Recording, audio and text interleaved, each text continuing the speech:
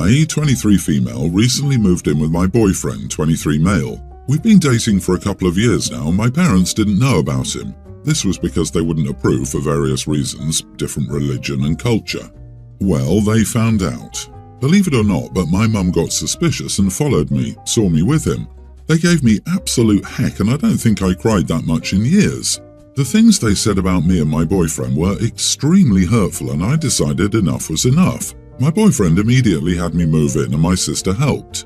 It's been a couple of months now and my mom has cooled down. My dad won't talk to me, but I don't care anymore. My mom and I will have civil conversations, though she hasn't apologized yet for following me. I don't think she ever will. Anyways, none of them know my address. My sister and friends do, but my parents do not. They have absolutely no idea where I am. And while my mom claimed not to care the first month, she began asking me to give her the address so she knows I'm safe and where to look if something ever happened. The thing is, I don't want to. She promises she won't tell my dad until he cools down, but I don't believe her. I also don't want her to come over and find more things to judge my boyfriend for either. The pros just don't seem to outweigh the cons for me. My mom's really upset about this. She keeps saying that she's just trying to make sure her daughter is safe and that I don't understand how scared she is. She said that I'm being inconsiderate towards her and causing her a lot of stress. My boyfriend said that it's ultimately my choice, but he'd prefer that my dad doesn't find out, lol. My sister doesn't know what she'd do, but said that our mom is pretty stressed.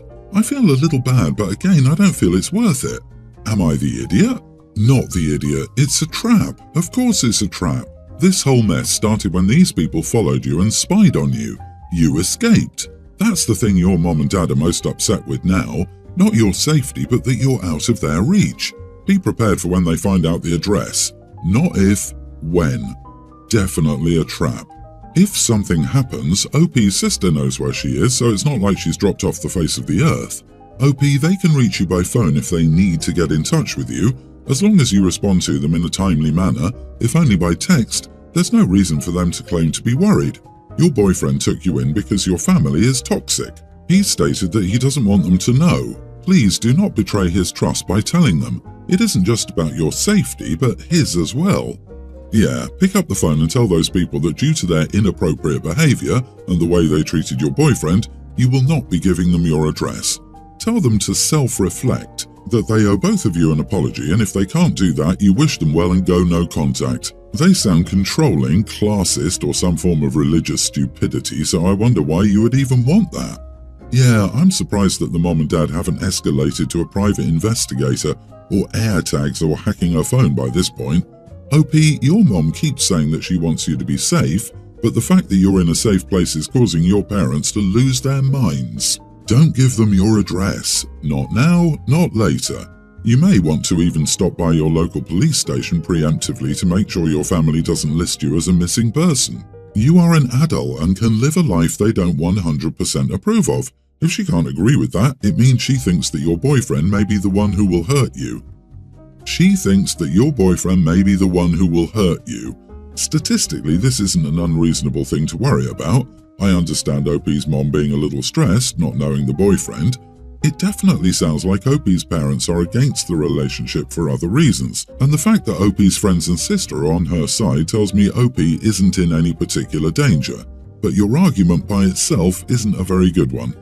Update. Thank you all. I didn't realize how ridiculous her inconsiderate statement was till reading these comments. Now I'm getting angry again because there's no way the woman who stalked me, took pictures of me kissing my boyfriend and showed them to my dad right in front of me and laughed when my dad called me terrible names, is the same woman that claims to care about me. Moms don't do that. I wouldn't do that at least. Believe it or not, my sister's relationship with my parents is a lot worse than mine. She's been going against them since she was like 12. I was the one that always followed their rules, so I don't believe she'll crack. She's never cracked in her life when it comes to them, but they've also never found out about any of her boyfriends. Still, I might do the move to a new address thing. Thank you again for the advice. My son and his partner, both of whom are in their early 40s, were married on Friday. They decided to have a very simple courthouse wedding with only a select few close family members in attendance, followed by a backyard barbecue reception at their home with more friends and extended family invited. Leading up to their event, I had misplaced the date a couple of times as my phone calendar has been acting up and not syncing with my computer, which was the device I had used to input their wedding. Due to this, I had a few times accidentally gone to make other plans for this weekend before being corrected. Erroneously, I responded I'd forgotten about their little barbecue get-together and I would change my other plans. Again, my phone calendar has not been populating from my computer. Additionally, unlike my daughter's wedding where I was very involved, my son and his partner wanted everything to be understated and simple, and so I had no involvement in planning. They've been partners for close to 20 years at this point, and I consider them basically married for all intents and purposes. I'm finding, however, now that the event is over, my daughter has told me she didn't like the way I spoke about the wedding or reception. In particular, she didn't like that I referred to their party as a barbecue, apparently. I find that since their father and I divorced, that all the fault lies with me in my children's eyes. I wasn't aware of any offence, but my son will never tell me when he's upset and prefers to more or less ignore me half the time. I'm still not sure what social faux pas I've made with the younger crowd this time. Perhaps nothing, and my family in particular is sensitive. Of course, I will apologise to my son if he took any offence. You are the idiot. Your son was getting married and you needed a calendar to remind you of the date? Do you really not see that the problem is not merely the semantics here? You repeatedly forgot the date of their wedding. You referred to it as their little barbecue. Lord, you could have written it on a post-it on the fridge if you were having tech problems. That last paragraph screams missing reasons. She claims that since her divorce, everything she does is wrong, and she doesn't understand what faux pas she made with the young people. Mom, young and old, nobody wants one of their huge life milestones to be repeatedly called a little barbecue get-together. And I'm positive you know that, but you're too self-centered to admit you're wrong. Or you. I cannot figure out the complicated mechanics of grabbing a post-it and a pen and jotting down a totally important date of my son's wedding, so that I will definitely not forget and not book other stuff in said date, like doctor appointments about my memory, because the calendar app is failing me. Woe is me, whatever shall I do? I wonder why your son grey rocks you, OP. You sound like a lovely mother. You know it's not a little barbecue get-together, it's their wedding reception. You also don't forget the date. You honestly just sound like you're being passive-aggressive because they didn't involve you with the planning. Apologise. Do better. This whole thing smacks of resentment. Update. I will of course reach out to him, but I cannot read his mind or anticipate his reactions. In this regard, he takes after his father. He would rather be out in his workshop tinkering away than sit down and have a conversation with me. Emotions are not a strong suit of the men in my ex's family. Oh, and they absolutely could easily have afforded a nice ceremony, venue and catering, the entire thing. His partner is making decent money and my son does well for himself as well. I would understand if their options were limited due to finances, but they just didn't care enough to make the day nice. Who has a barbecue in the winter in the rain? Just silly. At least it ended up decently nice on Friday, only mild showers and sun peeking through the clouds occasionally. Still too cold for me, so like everyone else I spent most of my time indoors. My use of the word little was not meant as condescending, but rather to denote the size as they invited around 25 guests total. Beyond that, it was a barbecue. I, female 30, live with my husband, male 31, and our young son. My sister, female 22, is still in college and had to move in with us 3 months ago because she had some issues with her roommates. Things were going fine until this argument. Also, she doesn't work, but my parents sent her some money for textbooks and groceries, although she barely ever has contributed to the household since she moved in with us. We also live in a different state from our parents and family, so I'm basically throwing her in the streets by kicking her out, which would make me a big idiot. So my son comes back from school at around 3 p.m. or 3:30. My husband works until 6 and I work until 5, although sometimes I have to stay an hour or two extra. This isn't normal, maybe 3 or 4 times per month when we're behind in a project. We had a babysitter that would wait until he's back. He comes home via the school bus and would stay with him until me or my husband comes back from work. However, she recently discovered she's sick and told us that she can't continue working as she has to go through treatment. We thanked her for telling us and wish she would get better soon.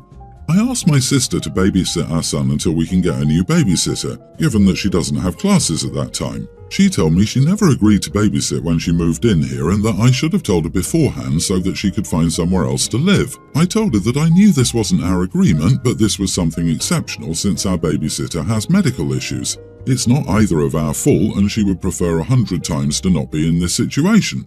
She still told me that she can't babysit because sometimes she has to go to the library or to study with friends, and babysitting would limit her hours of studying. I got angry, maybe too angry, so I told her that we never ask anything from her.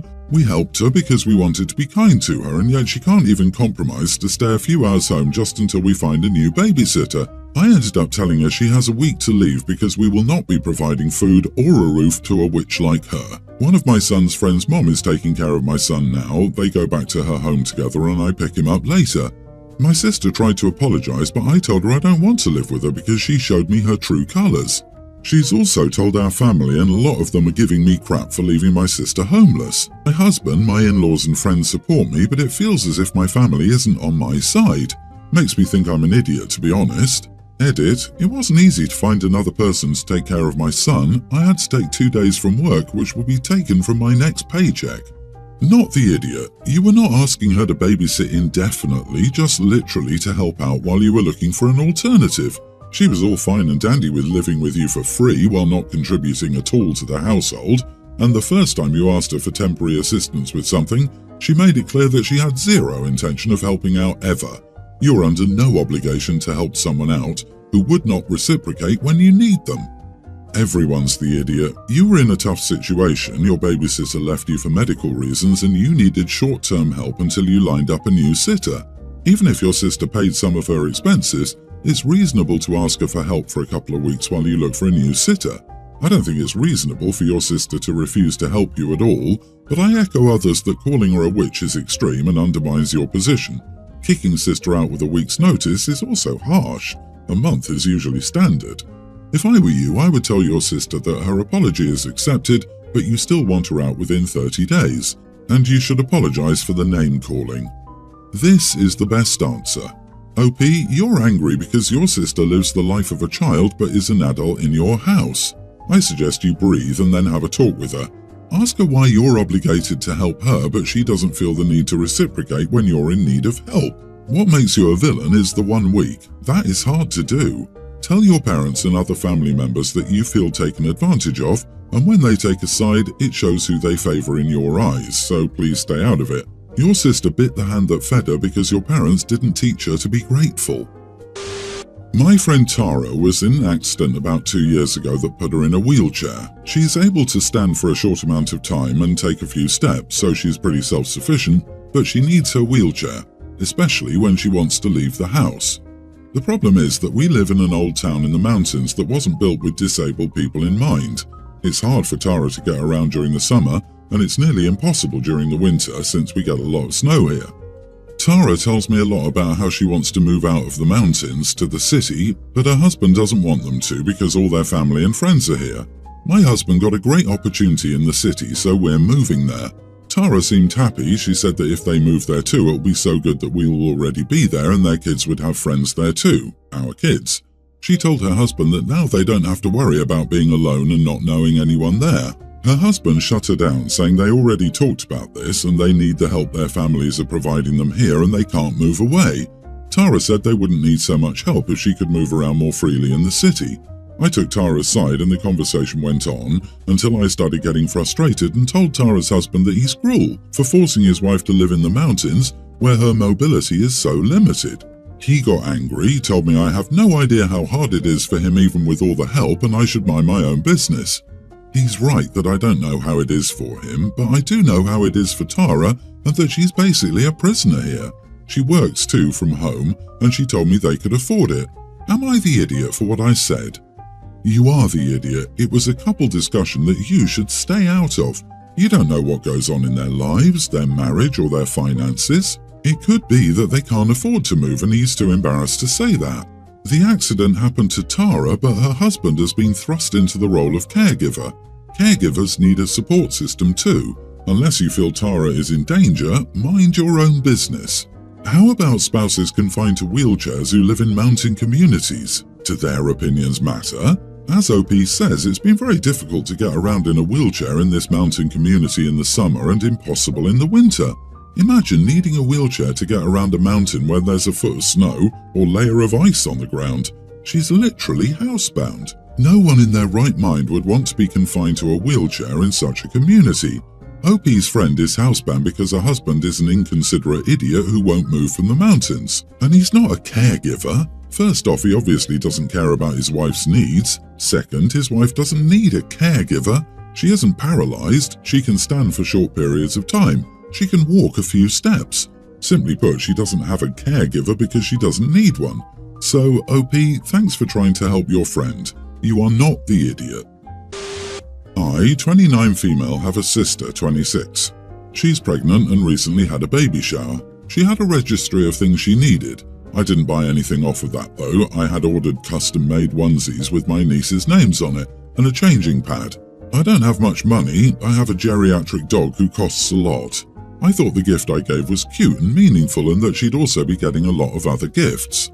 After the baby shower, my sister pulled me aside and asked why I didn't pick up anything off her registry. I said I saw those and thought they were cute and the registry is just a suggestion. My sister got annoyed and said the registry is stuff they actually need and that I gave her useless things, then walked away.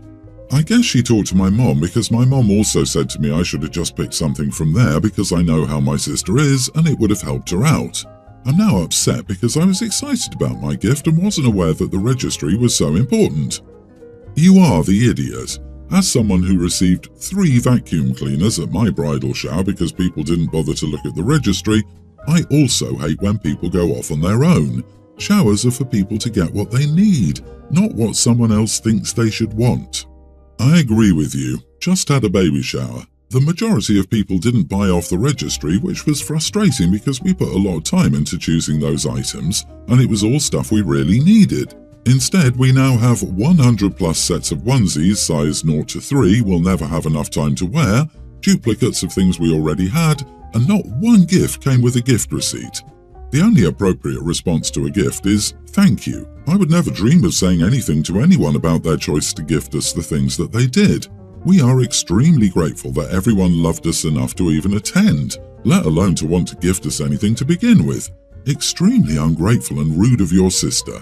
Not the idiot. Registry is just a suggestion. Gifts are supposed to be given freely and accepted graciously. She's acting entitled. You people are making me wonder if I've dropped onto an alien planet. I don't know when registries stopped being a way to let people who need ideas know what you'd like and started being a requirement, but it's obnoxious.